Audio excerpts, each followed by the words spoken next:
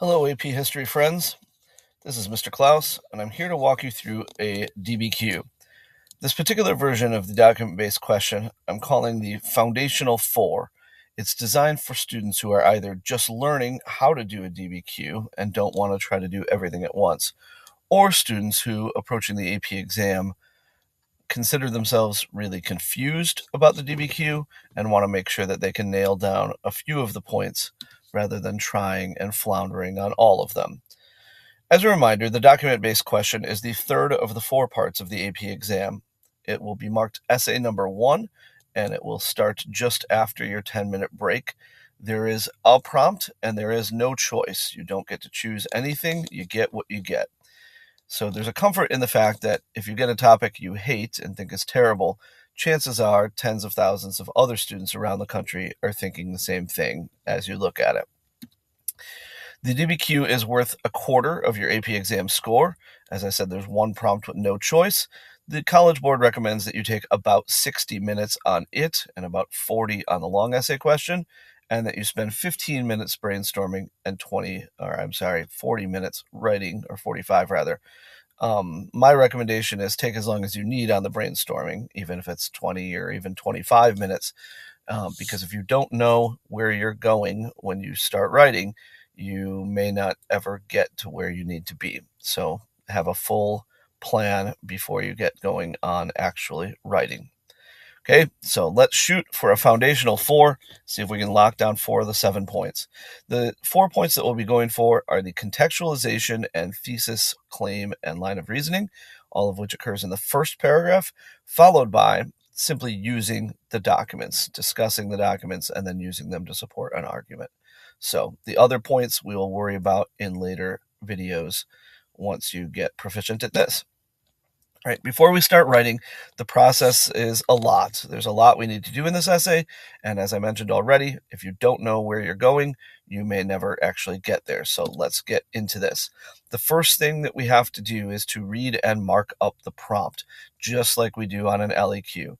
It is absolutely vital that you notice and let register every single word of the prompt. It's so often that I see students write really beautiful essays, but it's not quite what the question asked, and so they're simply off topic. So, for instance, if it asks you to talk about social change, then you end up talking about political change instead. You're off topic, and you will not get credit for a discussion of social change. Or whatever the dates are. If you're a little bit outside the boundaries of the dates, or a lot, then you won't get credit. You're off topic. The dates will be chosen by the writers of the question for intentional reasons. And if you find yourself saying, oh, that's just a few years before this, like, yeah, that's on purpose. They wanted to eliminate whatever that was from the discussion and see if you could discuss a different period. So read and mark up the prompt. Notice every single factor in the question. Highlight, circle, or write down, like, what are the time limits? What are the geographic limits? What are the specific topics, like the grapiest sort of topics that you're supposed to be talking about? And also notice in there what sort of historical thinking skill might come into play. How can you organize this essay in a way that it does historian sorts of things? Okay, one quick comparison here. So on the LEQ, that factor, the historical thinking skill factor, is part of the rubric. So you actually get a point for organizing your essay around one of these historical thinking skills. In the DBQ, it's not technically a rubric point. At the same time, I strongly recommend that you still organize it around one of these factors, because if you don't, what you tend to do is just end up kind of blathering about document A says this and document B says that, and you never really make an argument. So not technically a rubric point, but still a good idea. So identify the historical thinking skill. As I have often told you, there's not any one skill that you have to do on a question, but usually the structure of the question will invite one of them more obviously than the rest. So whether it's compare and or contrast, or causation and or effects, or change and or continuity over time, look at the prompt, think about which of these will make sense for you to organize your essay. And then that, like the LEQ, that factor should structure your essay. It's like the skeleton that gives shape to your essay. It should be obvious from your claim as well as from the way that your body paragraphs work, that this is the thing that you're doing over and over. All right. When we're thinking about claims, like the long essay question, we need to have a thesis or claim that is decisive but not extreme. Usually my students don't get stuck on extreme claims that, for instance, something changed absolutely everything about a society or changed absolutely nothing about society. However, my students do often try to avoid being wrong by echoing or agreeing with the prompt rather than effectively responding to it. So they'll come out and say, well, yeah, that kind of changed and it kind of didn't, which is exactly what the prompt says. So make sure that you take a stand. A phrase I like to use in class is that if you stand in the middle of the road, you get hit by the traffic coming in both directions. You need to get in a lane. You need to go a particular direction. Okay, so looking at claims. So you can pause on these if you need to kind of look them over depending on the structure of the essay that you are writing, but just make sure that you're not trying to hang in the middle of the road just to be safe. You need to take a stand and then argue that position over the course of your essay. All right. Many prompts will immediately offer two obvious paths to decisively make a claim. So if you get an essay, for instance, and there's a lot of examples I could use, but a frequently used structure would be, to what extent did a certain thing change a certain society in a certain period? So the obvious claims there would be, yeah, it changed things a lot, or it changed things not so much. Often the easiest thing is just going to be to agree with whatever the prompt implies. So if it says, to what extent did something, such a factor change a certain society, the easiest claim might be, yeah, sure, it did. It changed it quite a bit. On an LEQ, you can kind of decide right away before we move on. You could decide right away, like, which side you want to argue, because of course you get to introduce all the evidence in a long essay question. For a DBQ, though, you're stuck kind of for a little bit, because even if you kind of know the claim you are leaning toward, with the DBQ, the evidence is your documents, and you haven't read those yet. So until you look at the pile of evidence, you really can't take a decisive position yet. So time to read and analyze those documents. So that's our next thing. When we get to a more robust preparation, so when we get to writing essays that we're shooting for top scores, right now we would also do the sourcing information using that HAPPY acronym. However, we're going to skip that for now. We're just going to focus on, do we understand the documents and can we use them? So as we read each document, we're going to mark up the document for later reference. That might be underlining a key passage or circling a word that the author uses or something, and then underneath that document, summarizing it in our own words. Again, the AP reader will not ever actually see whatever we write here, but we do not have time to come back and reread the documents later. And since it might be 40 or 50 minutes between my reading of a document and my usage of it in my essay writing, I want a quick summary in my own words of the point of the document so that I can quickly refer to it and use it later on. Okay? Just keeping in mind as we do this process, some minimums for us. We must use at least 4 documents. So along the way, 4 is the minimum. I recommend using at least 5 as insurance in case you mess up an interpretation. We can earn the complexity point by using all 7 documents, but in this case, we're probably not going to, because we are not even trying for a counter argument or anything. So let's see if we can find 4 or even 5 documents that kind of agree with each other. Okay, don't waste time and effort trying to use documents you don't understand. If you read a document, you don't understand it, or maybe you reread it and you just have no idea what it's about, just skip it. Mentally set it aside as though it doesn't even exist. Okay. As I mentioned before, on an LEQ, you get to choose all of the evidence, so you don't really have to admit any evidence that goes against your claim. You can just sort of make a pile of evidence that agrees with you, and you don't really have to mess with counter evidence. You can try to do it if you're trying to earn the complexity point on your essay, but it's not you can choose to do that. The DBQ, of course, will have documents that point various directions. So the documents will be designed to kind of be usable in a variety of ways. If you read all 7 documents and your conclusion is that they all say the same thing, you're making a mistake. Like it's the writers of the exam won't do that for you in that way. All right. For now, though, we can ignore docs that can't be used to support our claim. So, just I guess for a foundational 4, any documents that kind of point against the majority, we're just going to ignore those documents and just use the ones that we like. All right. So once we get done reading and summarizing the documents, now we got an idea of where we're going. Now let's group the documents. And the point of grouping the documents is also trying to pull together our body paragraphs. So the first broad grouping of the documents, and you can just make a T chart in your on your scratch paper or something. But basically, take the documents and what does the majority point to in regards to the thesis or to the prompt rather, and what's the majority kind of point to? Big change or little change. This sort of effect and that sort of effect, something like that. Okay, so group the documents into like the majority and the minority. And for today, we're actually going to ignore that minority. Just note a document can be used in multiple groups, and the College Board often will have documents that elements of it kind of point one way and elements of it point another way. Remember that the documents were not written as a response to your prompt. The documents were written in real time. They weren't trying to answer a historian's question.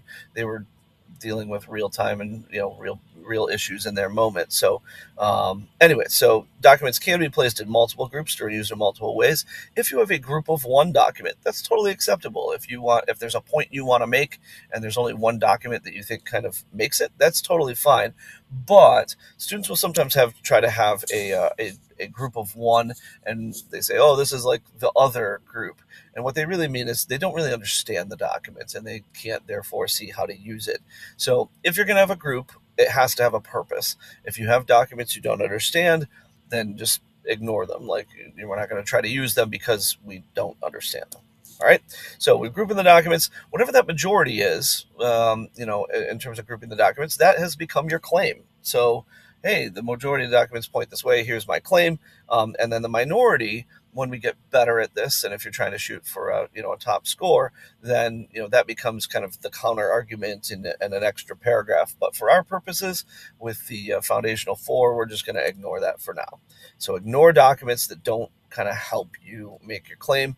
And then now that you've got your claim, you're going to subdivide that same group of documents. So what we're trying to do now is to lay out a multifaceted line of reasoning. So these are documents that agree in general, but maybe for nuanced different reasons or in different ways or with different points of emphasis. Okay, so take those documents that generally support your claim and see if you can divide them into at least a couple of groups, and those become your line of reasoning. So we can see change in social ways, and in particular we can see change for women, or we can see that it had this cause had this effect and it also had that effect in terms of whatever. So you're totally allowed if you want more than 2. If your pile of documents seems to have more than 2 kind of points of emphasis that you want to work with, that's great. Like there's nothing in the rubric about number of paragraphs or number of things in your line of reasoning. But importantly, you must use overall at least 4 total documents, and I would recommend 5 because 5 gives you insurance. If I try 5 documents and I misinterpret one, then I still achieve the rubric benchmark of using 4 documents successfully. If I only try to use 4 documents and I misinterpret one, I will not earn that point. 3 successes and 1 tried but failed it's not 4. So you want to safely get that 4. All right. So we've read on Mark Up the Prompt. We identified a historical thinking skill. We read and analyzed the documents. We grouped those documents, and that has established our thesis and line of reasoning. For the foundational 4, there's only one more thing to do before we can get writing, and that is to brainstorm contextualization. Later in the process, we will also brainstorm some evidence, but not here. So contextualization, what is that? contextualization is going to set the historical situation for the essay topic. So the College Board wants to see, is everything you know about this topic in the documents? Like you don't actually know anything, but you're good at working with documents? Or do you know, as a historian, how does this question fit into a bigger historical context? Can you do you know what else is going on in and around this time that leads into this? So this will be 3 or 4 sentences. It needs to have some detail, no vague stuff about change was in the air or something like that. And it's you're setting up the context for this essay and the topic of it. So it needs to directly relate to it. If you get a question on, the spread of Islam in the 16th century, do not go back to Muhammad and start reciting things about, the content of the Quran. Like, it has to be historically adjacent. Okay, an analogy I used in class that some students found helpful was that this is like when you go to a play or a musical and you get your little playbill or your booklet when you go there, and it doesn't tell you the plot of the play, but it's going to say, hey, here's a list of the characters, here's a little bit about each character, here's their motivation, they all live in this town, and here's what the town is like. It kind of sets it up so that as the play begins, you have a clue what in the world is going on and who some of these people are. That's what you're doing here. You're setting up the essay topic, what's going on in and around this time leading up to this topic and this prompt. So brainstorm a little bit there. If you can't think about what to think about, you always have this hideous clip art grapes. So grapiest, you can think about those categories and see if that sparks anything for you. All right. Now we're ready to write. It's been a while, but we're ready to go. And most importantly, we know where we're going. We are ready to actually answer the questions. So our first paragraph is going to look like this. We're going to start broad with some contextualization and then narrow down to our claim and or line of reasoning. So we earn the contextualization point by showing this topic's historical situation, what preceded or led up to the topic that this prompt has. We're going to show our expertise by using specific details. My recommendation is about 3-ish sentences. That is usually enough, assuming you're using lots of specific details, to earn the point. And but you don't want to go a ton over that. Sometimes I have students who want to write, multiple paragraphs of contextualization. It's too much. You don't have time. So do what you need to do and move on. From there, we're narrowing down to our claim or line of reasoning. So we kind of set up or almost put it on a tee, this topic. Now we're ready to hit that ball, and we are going to take a stand in response to the prompt and attach a line of reasoning. I would look back right now at the prompt and just make sure that you, again, recognize exactly what's being asked. Then we're going to respond directly to the prompt. We're going to have a claim that stays within the time and topic limits. We're going to be decisive but not extreme. We're going to use a historical thinking skill. And so set it up.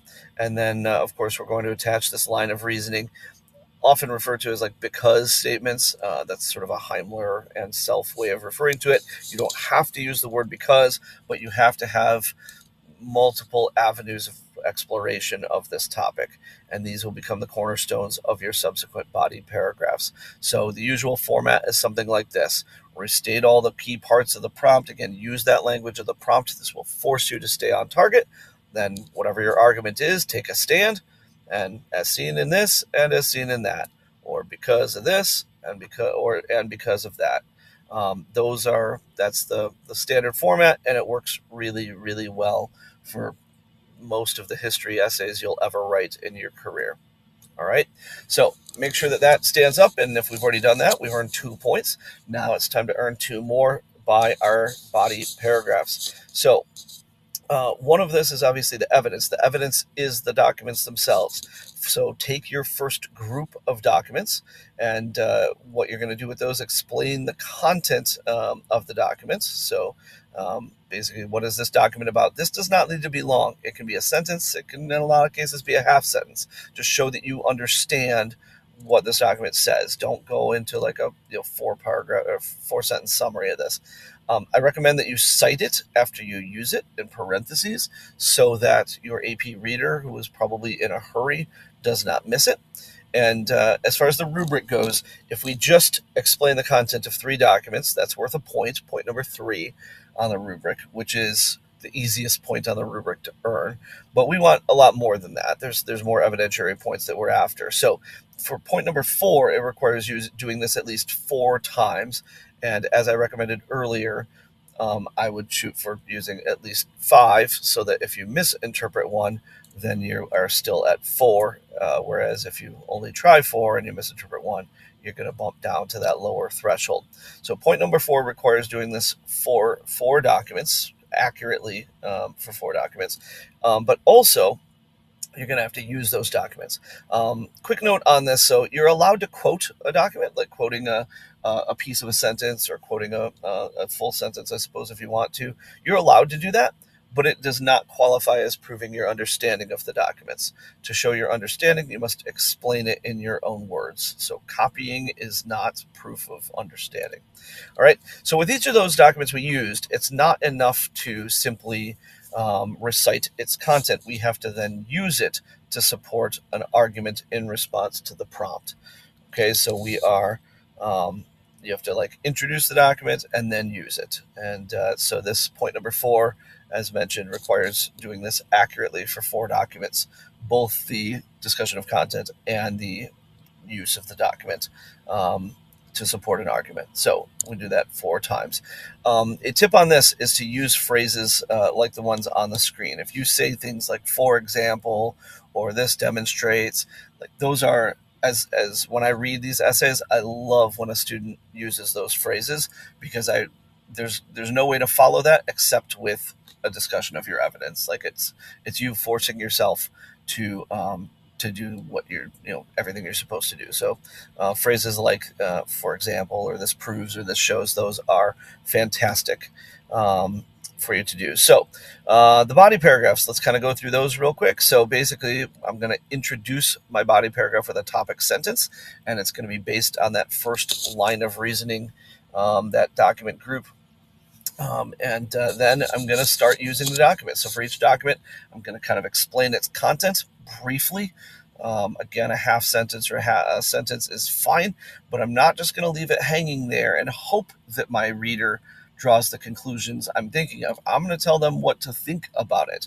I'm going to use the document to support my argument and explain what it means. And I'm going to do this individually. I'm not going to try to lump together several documents and then say, and they all mean this. Like, I'm going to address each document briefly, but individually. Okay. Use as many documents as fit this line of reasoning group, following this pattern. So whatever I did with my document groupings, I'm just going to kind of over and over. Here's what this document says, and here's what it means in my claim and my line of reasoning. Okay, so repeat over and over. And body paragraph 2 is the exact same thing with another line of reasoning, your second line of reasoning.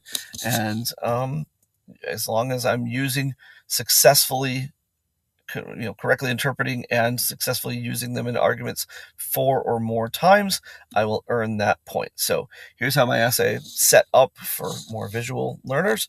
I've got my contextualization, my claim, my line of reasoning, and the first paragraph, second paragraph, I'm going to use at least a couple of documents and talk about that particular line of reasoning.